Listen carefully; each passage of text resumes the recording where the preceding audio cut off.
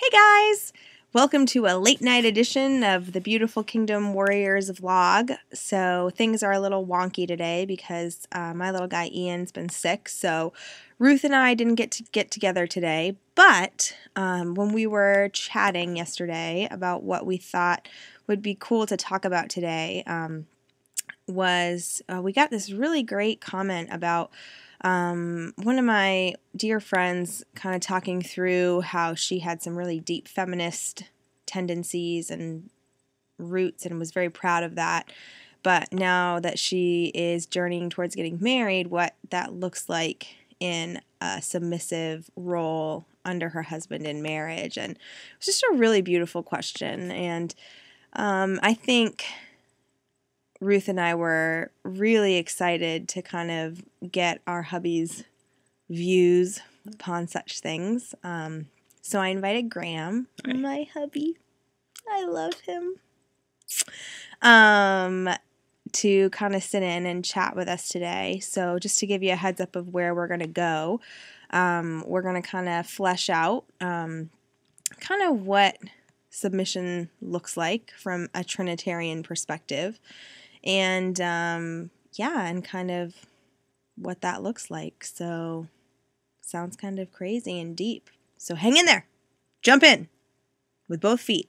It's going to be a little bit longer than our usual posts because Graham's going to explain a little bit more in detail than I could because he's super smart. And somewhat long-winded. He is. Sorry. He is. So Graham's kind of like a circle guy. So just hang on for the ride because he will come back around. Yeah. All right. So, submission when it comes to marriage. Yeah. I think where sometimes people get into trouble is at the very beginning.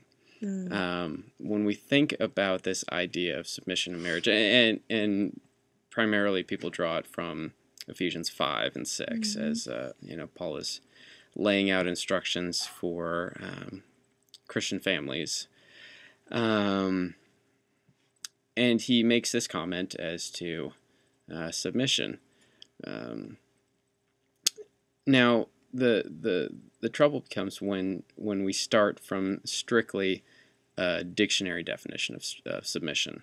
I think that people sometimes feel like whenever you read submission, it is one person exerting their authority over another, and oftentimes in an authoritarian sort of way, which is not at all what the biblical picture of submission is. In order to understand submission, we need to look back at God himself. Because within the Trinity, you have mutually submissive relationships. You have Father, you have Son, you have Holy Spirit, who are one and three. And if it's true, which it is, that we are made in God's image, as per Genesis chapter 2, then who we are is going to reflect who God is. Men will reflect God's image. Women will reflect God's image. And it's not the case that you have just men reflecting the image or just women reflecting the image, or, God forbid, the idea that there's sort of like men reflect part of his image here and women reflect part of his image there, and in order to get kind of a full picture, you have to be in a marriage relationship. That kind of idea can do a whole lot of damage, and unfortunately is not uncommon, and more often than not has negative impact on women as opposed to men. Because it tends to be from areas where guys can do anything and girls can't. But that's a conversation for another day. We're talking about submission.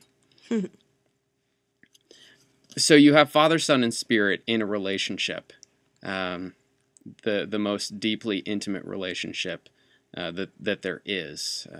Every kind of intimacy that we can know and understand is derivative from this intimate relationship that the Trinity experiences. And while even the names Father and Son, and for most Christians, unfortunately, we have a very low view of Holy Spirit. It's just some kind of nebulous whatever. Even just the fact that we like to have gendered names for Father and Son, and then this it for Spirit. But anyway, that's for another day. See, told you, circle. It's okay. Going round and round. Hang on. But it's important in the sense that the names Father, Son, and Spirit would lend themselves, without careful inspection, for our categories, to say that sort of the Father's the one in charge. He's the one who lays everything down. The Son just does what the Father says. And if you only read certain parts of John and you weren't very thoughtful, you'd think that's exactly what happens. Jesus says things like, "I can only do what the Father tells me to do. I can only say what the Father tells me to say." If you were to read these verses out of context, it would almost sound like a really abusive relationship, because Jesus, in some respect, says, "I can't do anything apart from the Father." Don't eat that. Sorry. Hobbs likes to eat his own hair. Or cat. Keep going. Anyway. But that's not the case at all. Yeah. You have the Father who loves the Son. And you have the Son who willingly gives of himself to the Father and to us. But it's not just that one-way street. Even, take the author to Hebrews says that the Son now intercedes for us. Jesus pleads our case to the Father, and does the Father say, "My way or the highway"? No. The Father hears our prayers, and he answers them. Submission within the Trinity is one where it's not about a hierarchy, as if to say that the Father is more God than the Son, or Jesus has more authority than Holy Spirit. Rather, submission within the Trinity is one of unified purpose, and really, for them, unified nature.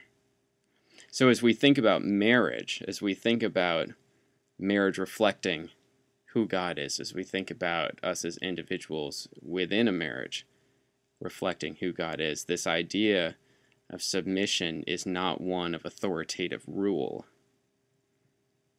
It is rather one of unified purpose. Even there, what does Paul say? That husbands are to love their wives as Christ loved the church, laying down his life for them. Right? This unified purpose. I am called as a man generally, and as Graham specifically, to live out the commandments that God gives to Adam and Eve in the garden, which is to be fruitful, multiply, fill the earth, and subdue it. This creation mandate that we see through the scriptures, and ultimately is repurposed in the Great Commission. The Great Commission is not this brand new thing, but it is rather a restatement and a refocusing through Jesus of the creation mandate in Genesis 2. Go and make disciples, be fruitful. Teaching them, baptizing them in the name of the Father, Son, and Spirit, and teaching them to obey all that I've commanded you. Right? Subdue. So, as a man and as Graham, that is my call. For Becky, the call is no different. As a woman, generally, and as Becky in particular, that is her call as well. And we, as a husband and wife, that is our call. We have a unified purpose. We are not uniform. God himself is not uniform. There is unity in diversity. Unity is different than uniformity. And so this unified purpose, that idea, I think, changes the ballgame when we look at submission. Because it then is far less about a top-down authoritarian rule of my way or the highway, or even a little more genteelly, I would love to hear your input. I would love to have your opinions, but ultimately it's my decision. It's far less that and far more we as individuals and we as one. The two shall become one, having a unified goal and a unified purpose. And oftentimes, for the us, something of me or something of she must be put aside. Perhaps a particular desire that I have is not necessarily wrong, but doesn't work for the purpose of our family. And so it is laid down for the purpose of our family. Sometimes the same as for Becky. And so coming together, having a vision for our family, seeing that, working together as co-laborers for this vision, right? And then stepping out into the world with that. That's the idea. Submission. We lay down our individual wants and desires when it comes time for that, because the us and that vision and calling is the greater good. Yeah, I think that's pretty much exactly why I wanted him to tackle all that, because he has a great ability to kind of tie things to a more like accurately biblical perspective without it being a polarized opinion. So, yeah.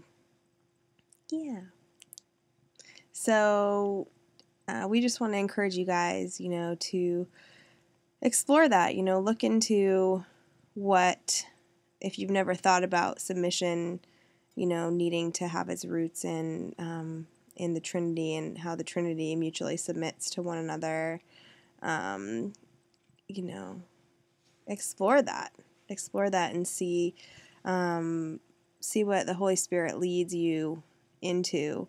And if you are married, yay, because I can tell you that after 10 years of being married, and Graham and I had some pretty rocky roads throughout our marriage, just coming from lots of different junk.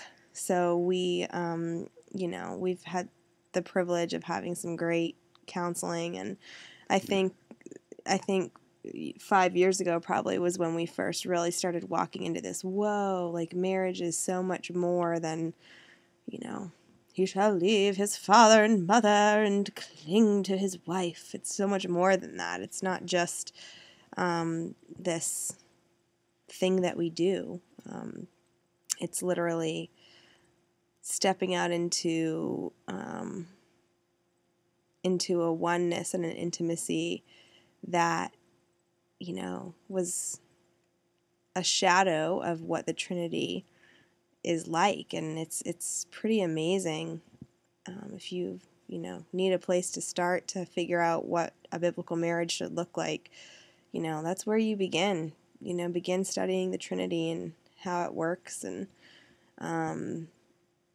yeah, it sounds kind of like theologically kind of freaky to think about that, but it really is true. And when we started pursuing our marriage, in a more Trinitarian way, I think we both tasted a lot more joy in our marriage and a lot more freedom to be who we are, because Graham and I both are very, very different.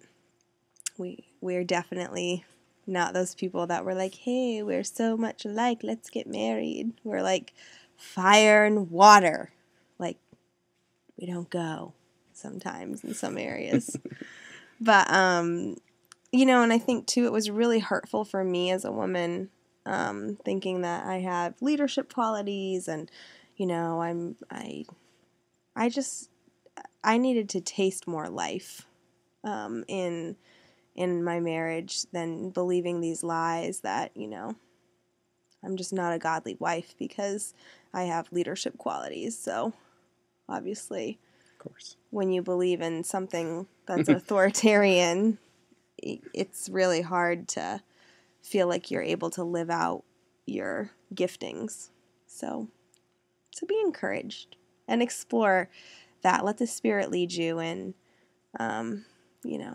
exploring what it means to be submissive in marriage, and really look at it from, like, again, a Trinitarian perspective. Explore that if you haven't, because God really blessed our marriage and did a lot of work and healing in our marriage through that. So if anybody's struggling with that or looking into getting married one day, it's a great place to begin. Don't you think? I think so. At the beginning. I'm sold. Yeah. So, sorry it was a little bit long. Time well spent, hopefully. Time well spent, hopefully. Of course, we'd love to hear from you guys. If you have any questions, comments, hit us up, message us on Facebook. Yeah. And be nice. Just kidding. You can be honest. You might disagree with some of the things we said, and that's cool. But, I mean, again, this is the whole point of the Beautiful Kingdom Warriors, is to have a place where people can have open discussions about things they're struggling with and questions that they have. So, again, we hope this helped you kind of think through submission in marriage in a redemptive and healing way. And we'll see you guys next week. See ya.